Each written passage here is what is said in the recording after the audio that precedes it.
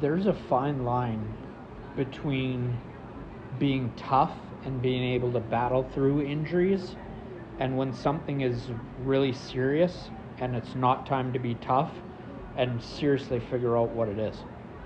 If Brady Tachuk is telling the truth here and saying that he had vision loss, for his last injury, and this isn't the first time that he's had it, and called it scary,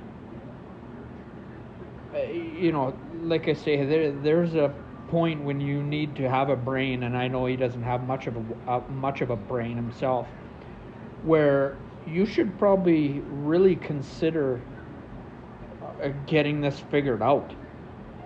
I understand that you're the captain of the team. You need to get back for the playoffs and game one, and I completely understand that. I'm all for that. I'm all for guys fighting through things because you want the Stanley Cup that bad. But this is not one of those times. Really, Travis Green, ownership of this team, GMs, what are you doing here? You need to sit this guy down and say, let's really think about this here, and maybe we need to get this looked at a little closer.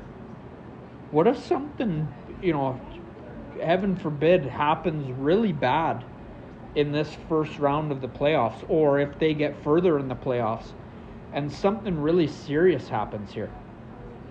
Like I said, I'm all for this tough guy thing, playing through injuries because you want the Stanley Cup that bad, but this really depends on what you're playing through here. You're talking about your brain. That's not something that you can play through, especially with everything that we know now about CTE and stuff like that. Somebody might have to protect this kid from himself.